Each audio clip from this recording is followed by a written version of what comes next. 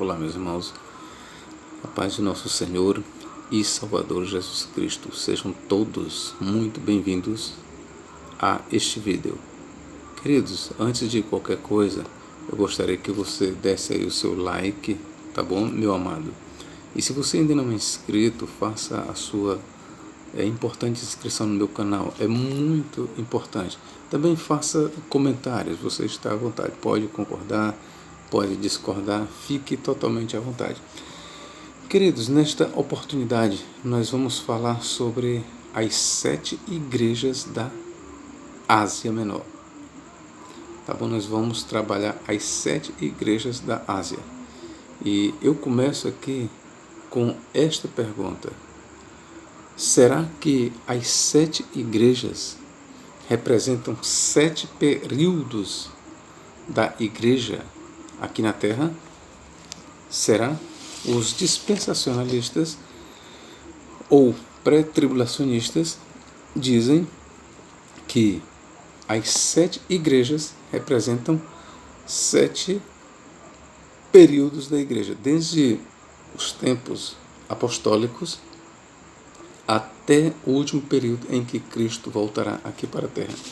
Eles costumam geralmente dividir assim, por exemplo, eles dizem que a igreja de Éfeso representa a igreja apostólica, ou seja, a igreja de Éfeso, o que nós temos ali escrito para a igreja de Éfeso é voltada para a era apostólica. Éfeso representa a igreja do período apostólico. Esmirna, por sua vez, representa a era das perseguições, que vai até o ano 316.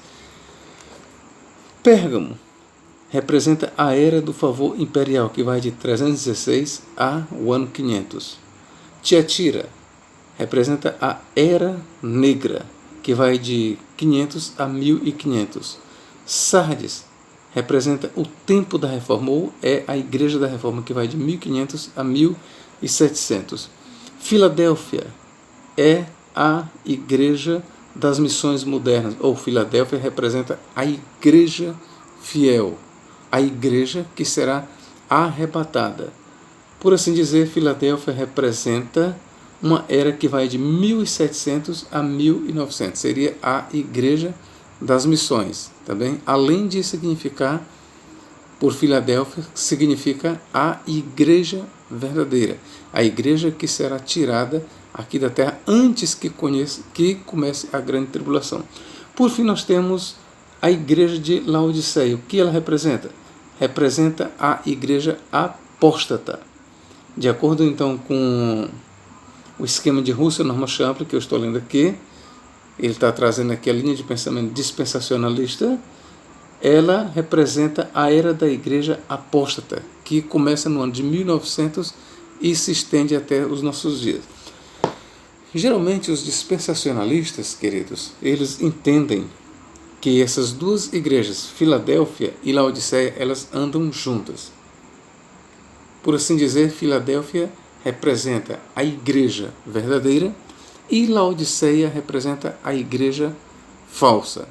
Ou seja, nós temos duas igrejas andando em períodos juntos. Esse é o esquema proposto pelos pré-tribulacionistas. Ok? Então, eles dizem que as 7 igrejas representam 7 períodos da história da igreja, até a volta de Cristo. Aqui nós vamos trabalhar essa teoria, tá bom? Para ver se, biblicamente falando, ela é verdadeira. E eu quero trazer para a nossa meditação a passagem de Apocalipse capítulo 3, versículo 10, que diz o seguinte: visto que guardaste a palavra da minha persistência, da minha perseverança ou da paciência, eu também te guardarei da hora da provação que está prestes a vir sobre toda a humanidade, para provar os moradores da terra, ou os que habitam sobre a terra, ou os habitantes da terra. Assim você prefira a tradução melhor para você. Ok, queridos? Como guardaste a palavra da minha perseverança, também eu te guardarei da hora da provação que há de vir sobre os que habitam sobre a terra. Esta é uma promessa que nós temos ao anjo da igreja de Filadélfia, ou a igreja de Filadélfia. Os pré-tribulacionistas, eu quero que você entenda primeiro essa posição dos pré-tribulacionistas, eles dizem que esta promessa, ela diz respeito apenas à igreja de Filadélfia. E a igreja de Filadélfia, ela nada mais é do que a igreja verdadeira, a igreja fiel, a igreja que será tirada aqui da terra para o céu antes de começar a 70ª semana de Daniel, ou antes da grande tribulação. Por assim dizer, a promessa que nós temos aqui, como guardaste a palavra da minha perseverança, também eu te guardarei da hora da tentação ou da provação que há de vir sobre o mundo para provar os que habitam sobre a terra. Teríamos aí, de acordo com os pré-tribulacionistas, uma promessa de que a igreja não passará pela grande tribulação. Antes ela será guardada do período da grande tribulação. Ou seja, o que temos aí em Apocalipse 3:10 é uma promessa de arrebatamento para a igreja. Ou seja, a igreja não passará pela grande tribulação. Por quê?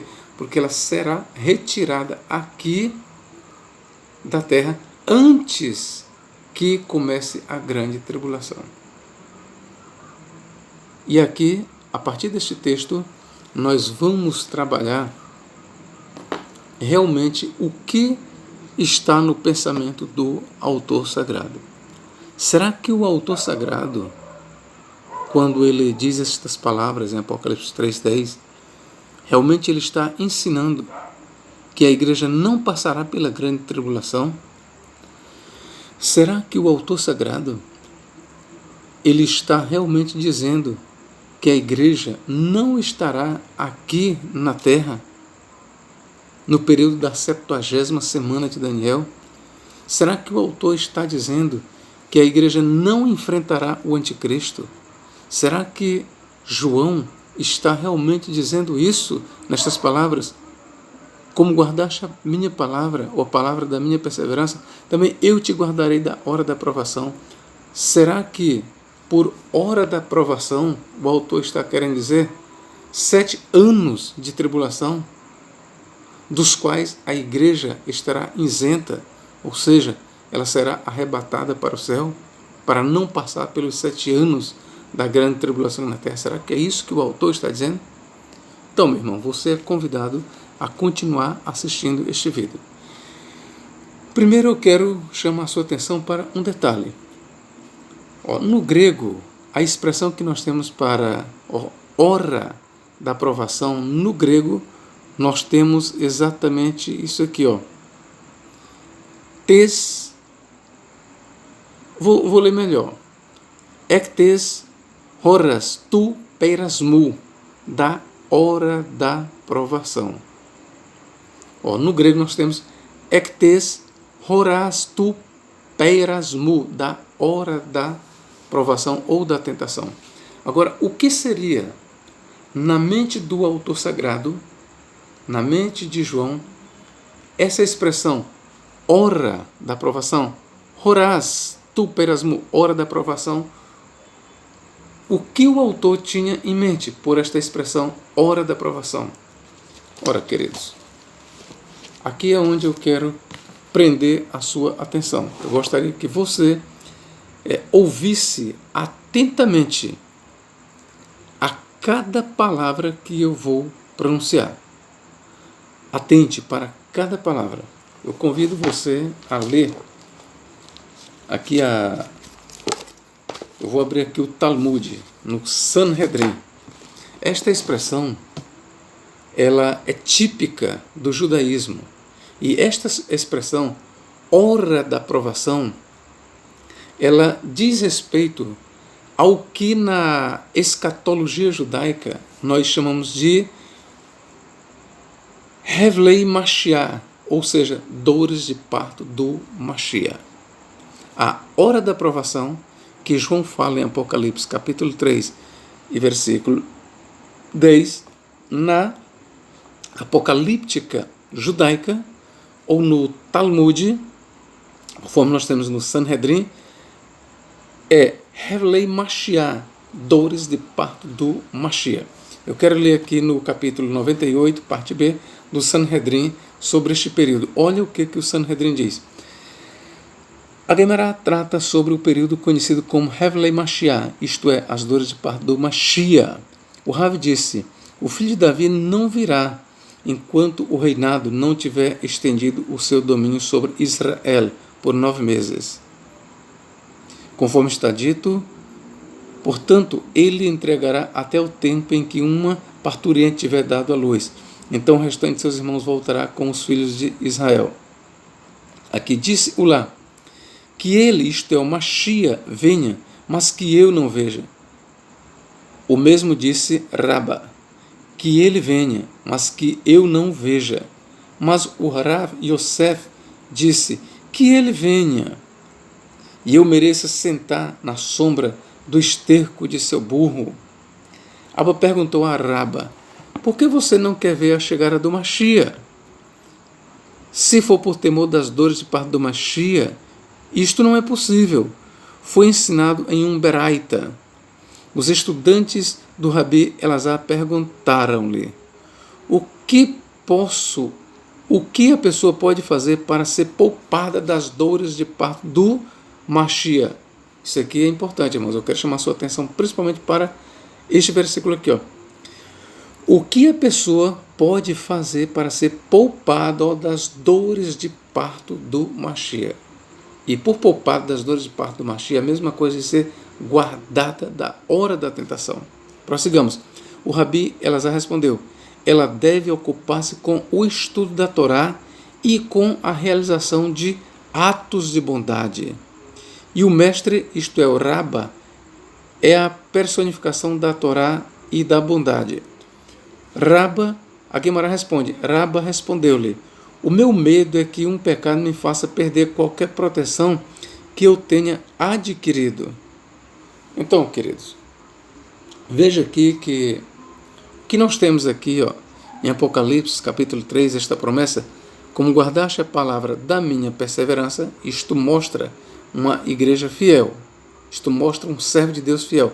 Como guardaste a palavra da minha perseverança, porque tu foste fiel a mim, porque tu foste perseverante em guardar a minha palavra em tempos difíceis aqui na terra, no mesmo lugar em que você foi fiel a mim, é isto que o Apocalipse está dizendo, no mesmo lugar, na mesma esfera em que você foi fiel à minha palavra, em que você foi perseverante, também eu te guardarei. Da mesma forma que você guardou a minha palavra, da mesma forma eu te guardarei das dores de parto do Mashiach, que o Apocalipse 3.10 diz, hora da aprovação. Então, a hora da aprovação, em Apocalipse 3.10, é as mesmas dores de parto do Mashiach. No hebraico ou no aramaico, Hevlei Mashiach, dores de parto do Mashiach. Vou ler mais uma vez o trecho aqui do Talmud. O que a pessoa pode fazer para ser poupada das dores de parto do Mashiach? O Rabi Eleazar respondeu, ela deve ocupar-se com o estudo da Torá e com a realização de atos de bondade.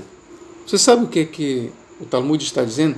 É que uma pessoa que guarde a Torá, que pratique a Torá, que realmente ame a lei de Deus, ela não experimentará das dores de parto do Mashiach.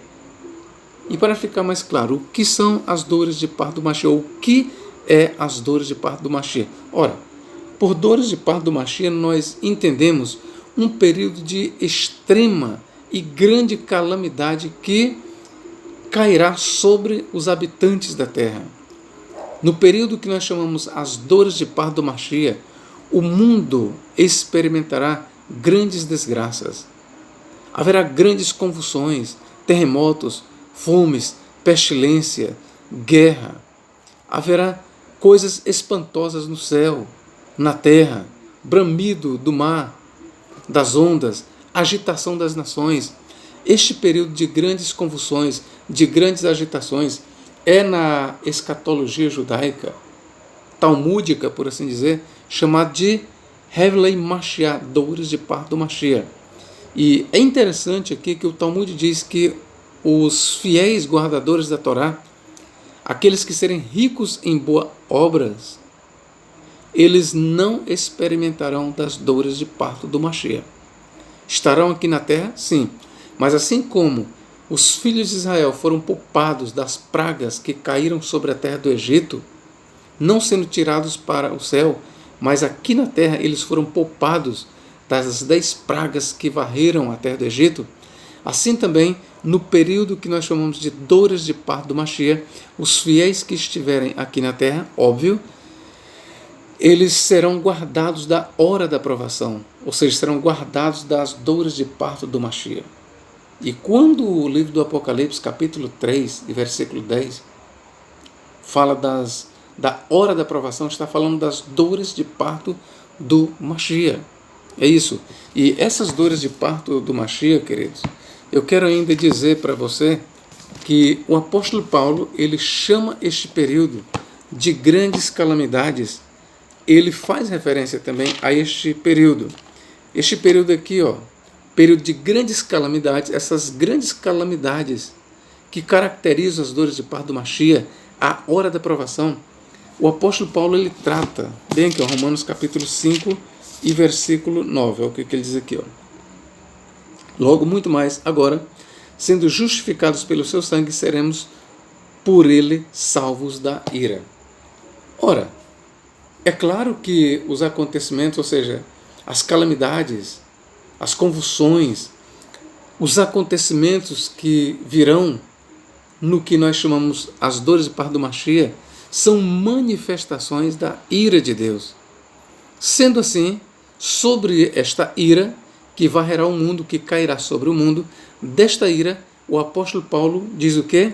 Logo, muito mais, agora, sendo justificados pelo seu sangue, seremos por ele salvos da ira. Salvos da ira, ou seja, salvos das dores de parto do Mashiach, salvos da hora da provação. Como? Sendo tirados da terra para o céu? Não, senhores, não é isso. Jesus ele disse em algum momento: eu não rogo ao Pai que os tire do mundo, mas que os guarde do mal. Veja a oração de Jesus. Eu não peço que os tire do mundo, mas que os guarde do mal. Veja que a oração de Jesus Cristo ela vai de encontro à teoria pré-tribulacionista. Os pré-tribulacionistas dizem que a terra será tirada, ou melhor, que a igreja será tirada aqui da terra, para não passar pela grande tribulação. Já a oração de Jesus é contrária. A oração de Jesus Cristo, queridos, diz exatamente o contrário. Diz: eu não peço que os tire do mundo, mas que os guarde do mal. Guardar do mal onde? Aqui na terra. Ok, meus irmãos? Aqui na terra. Outra promessa de que a igreja não passará pela ira de Deus, ou seja, pelas dores de parto do Mashiach, nós temos aqui, 1 Tessalonicenses capítulo 1. Olha o que diz aqui, E esperando os céus a seu Filho, a quem ressuscitou dos mortos, a saber, Jesus, que nos livra da ira vindoura. Eu quero ser bem claro aqui para os irmãos. Esta ira, ou ira vindoura, ela diz respeito não somente à condenação dos ímpios no lago de fogo, mas esta ira vindoura ela já começa no que nós conhecemos como as dores de parto do Mashiach. A ira vindoura ela começa na 70ª semana de Daniel. Aqueles flagelos, queridos, que são descritos, por exemplo, nas 7 trombetas, nas 7 taças, nos selos, todos aqueles acontecimentos que são descritos, por exemplo, nos 4 selos, na abertura dos primeiros 4 selos, na abertura das 7 trombetas, quando as 7 trombetas tocam, que há grandes acontecimentos, e quando também soam as 7 taças, são derramadas as 7 taças da ira de Deus,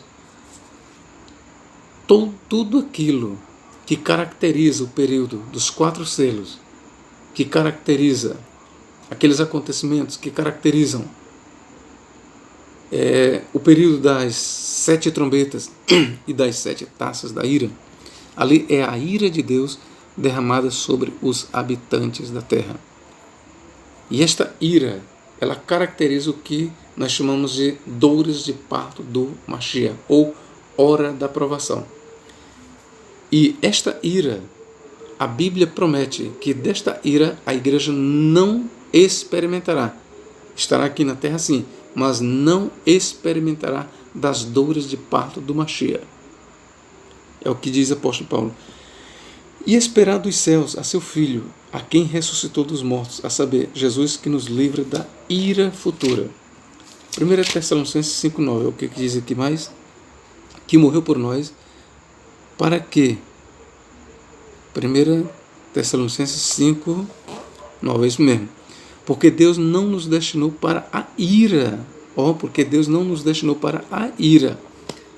Repito, esta ira aqui, ela não diz respeito apenas ao tormento dos ímpios no lago de fogo, mas também ao tormento dos ímpios no período da grande tribulação ou da 70ª semana de Daniel. Os ímpios experimentarão da ira de Deus.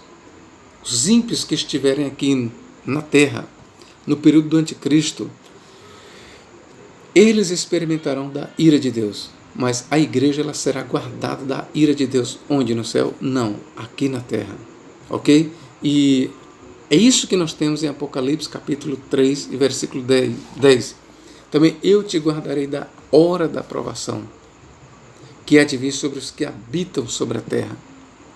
Ou seja, esta hora da provação, ela está destinada apenas para os ímpios. Ok, queridos? Agora vamos lá, meus irmãos. Ao que foi que eu me propus?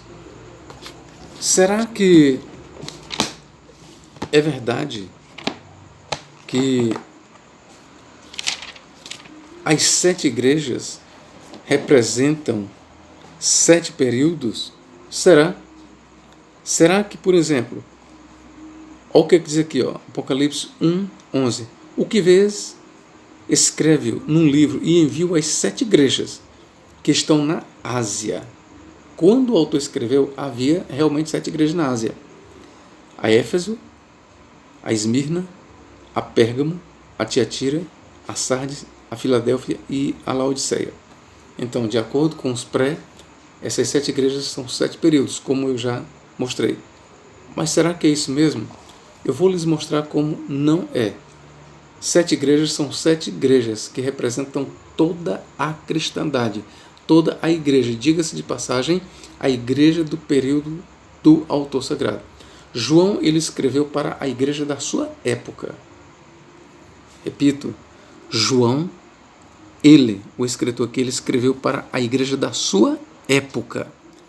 As coisas que João escreveu, ele esperava que tivessem lugar na sua própria época. E eu vou lhe mostrar aqui, revelação de Jesus Cristo, a qual Deus lhe deu para mostrar aos seus servos as coisas que brevemente devem acontecer. Brevemente deve acontecer. Versículo 3.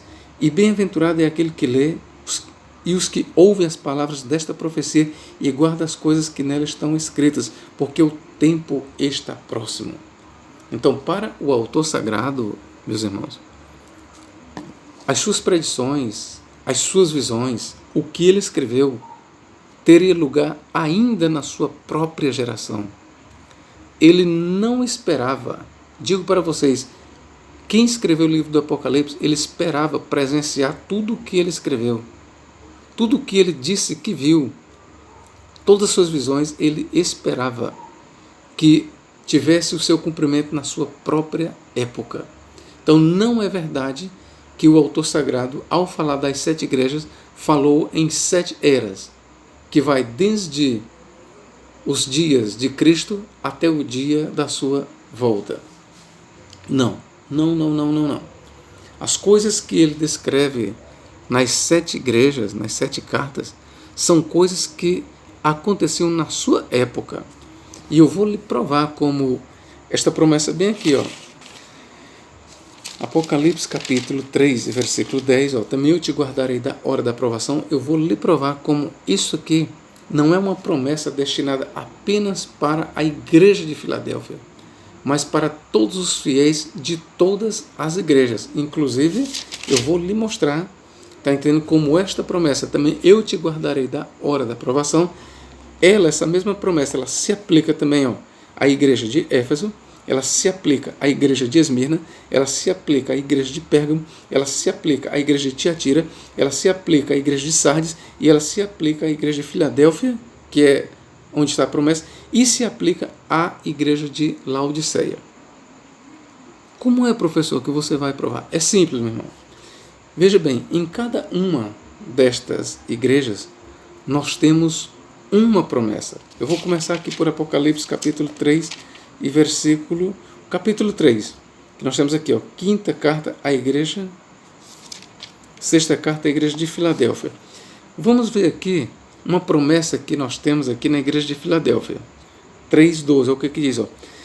A quem vencer, eu farei coluna no templo do meu Deus, e dele nunca sairá, e escreverei sobre ele o nome do meu Deus, e o nome da cidade do meu Deus, a Nova Jerusalém, que desce do céu, do meu Deus, e também o meu novo nome.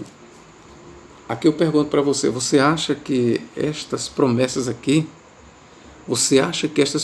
bem aqui, são destinadas apenas para os fiéis? Repito, são destinadas apenas para os fiéis da igreja de Filadélfia?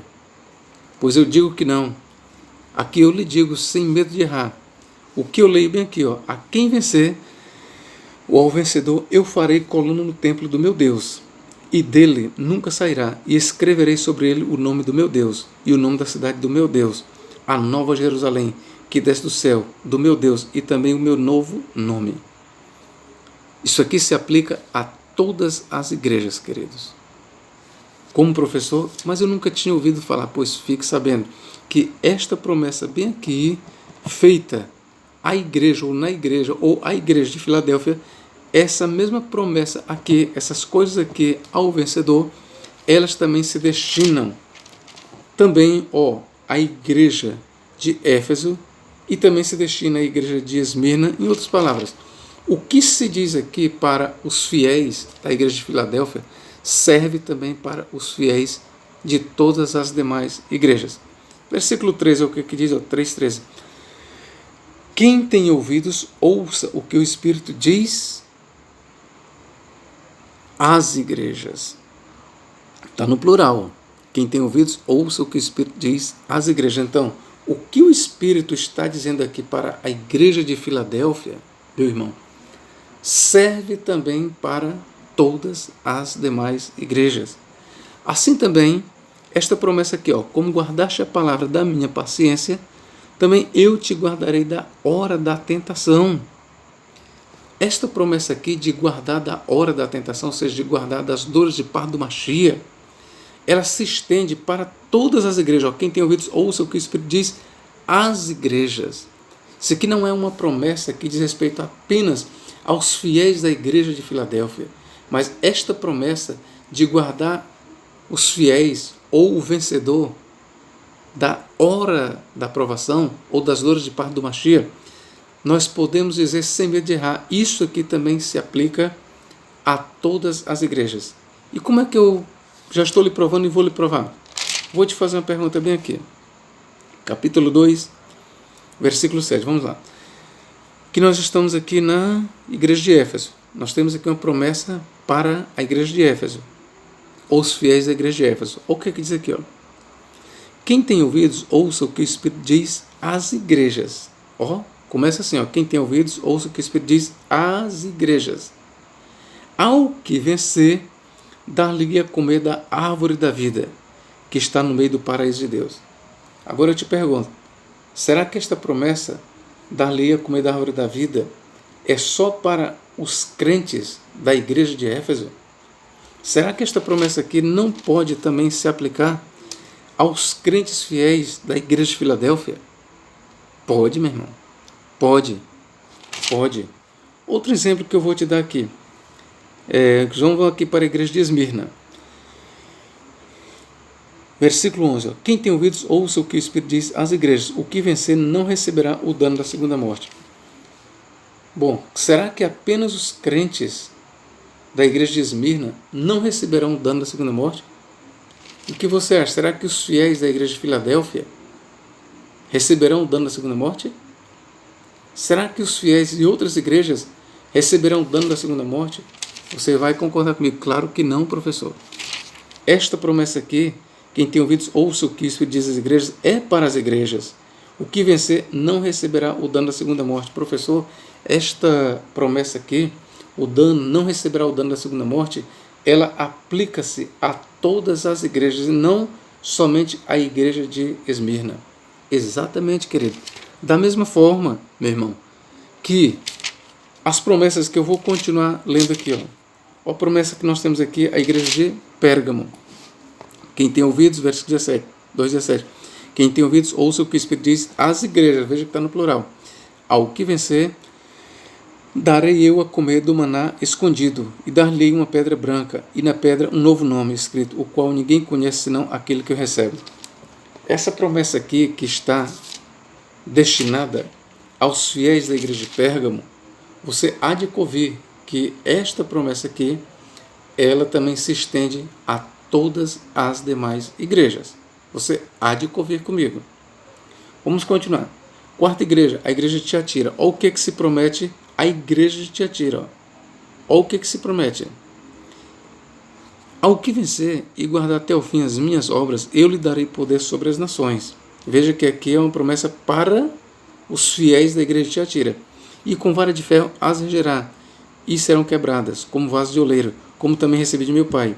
Dar-lhe a estrela da manhã. Quem tem ouvidos, ouça o que o Espírito diz às igrejas. É importante o plural, diz às igrejas, não diz a igreja, mas as igrejas. Então eu estou chamando a sua atenção para te mostrar que não é verdade essa ideia de que as 7 igrejas representam 7 períodos na história da igreja. Não, meu irmão, isso aí é uma teoria falaciosa.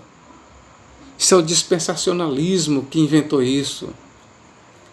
A igreja de Filadélfia representa a igreja do arrebatamento. Isso são teorias furadas, meu irmão.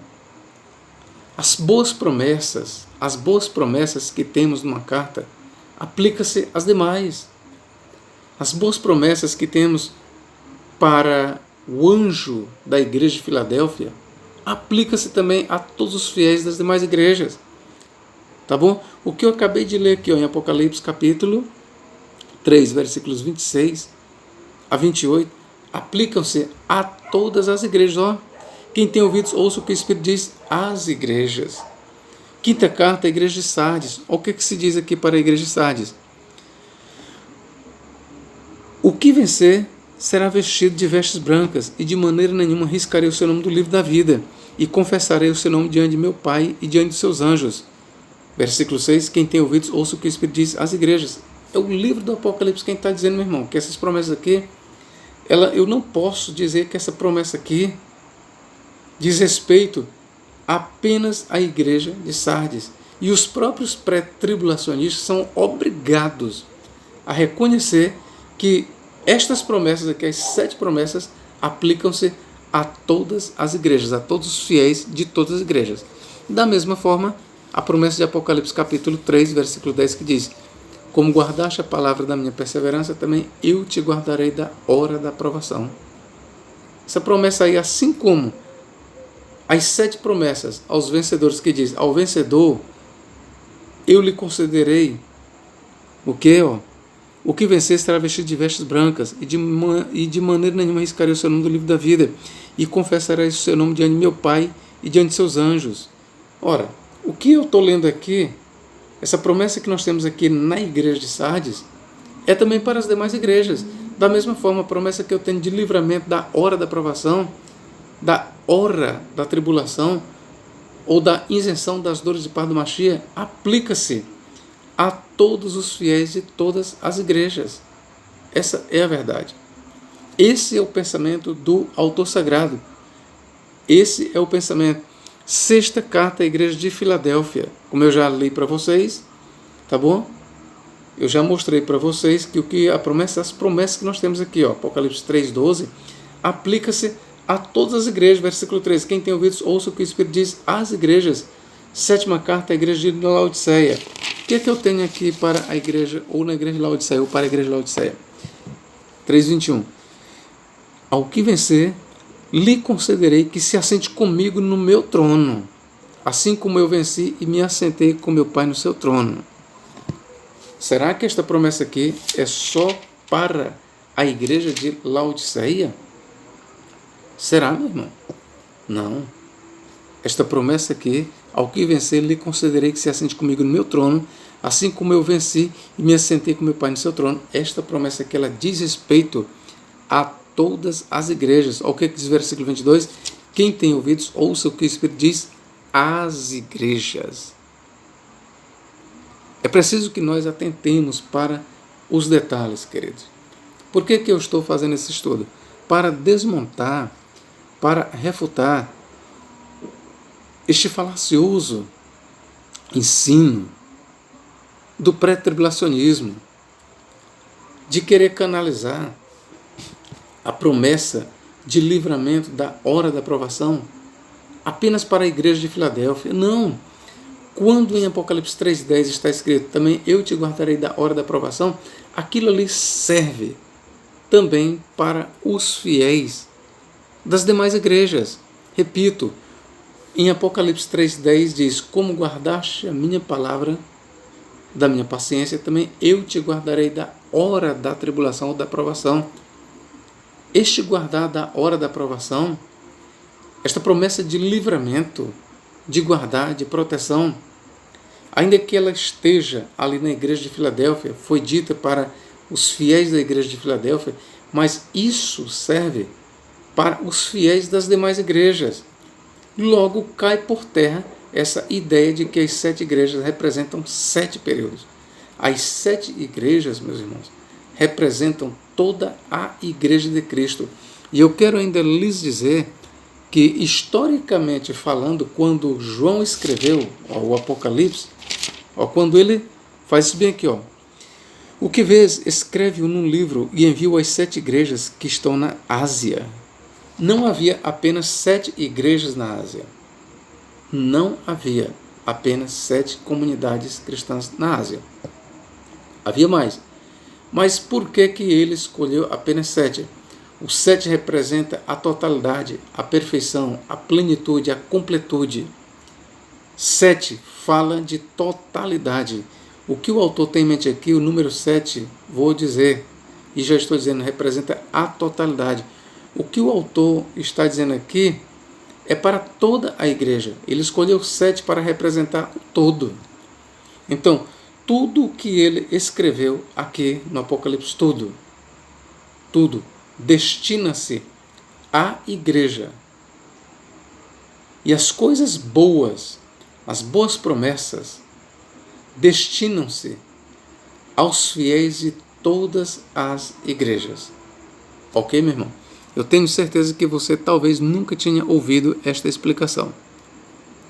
E eu quero dizer aqui para você já que foi há poucos dias que veio, eu chamo de inspiração. Essa explicação que eu estou te dando aqui também foi há poucos dias que veio. Eu sou um amante da escatologia, sou um amante da Bíblia, sou um amante do estudo bíblico. Eu não paro de estudar, de ler a Bíblia, tá bom? E vem coisas na minha mente e eu estou passando aqui para você. E digo sem medo de errar. É furada esta ideia de dizer que as 7 igrejas representam 7 períodos. Não representam 7 períodos. As 7 igrejas representam a igreja na sua totalidade. Repito, as 7 igrejas da Ásia não representam 7 períodos, que vai desde a primeira vinda de Cristo, ou desde os tempos apostólicos, até a segunda vinda de Cristo, que pode dar 2.000 anos, como já está fechando, ou 3 ou 4.000 anos, 5.000 anos, não sabemos quando ele volta. Não é isso que o autor tem em mente. As 7 igrejas representam sim, mas não períodos, representam a igreja, a única igreja de Cristo. 7 igrejas representam a única igreja, o único corpo de Jesus Cristo. Ok, meus queridos? É isso que o autor tem em mente. Vou repetir mais uma vez as leituras. Sempre que o autor traz as promessas,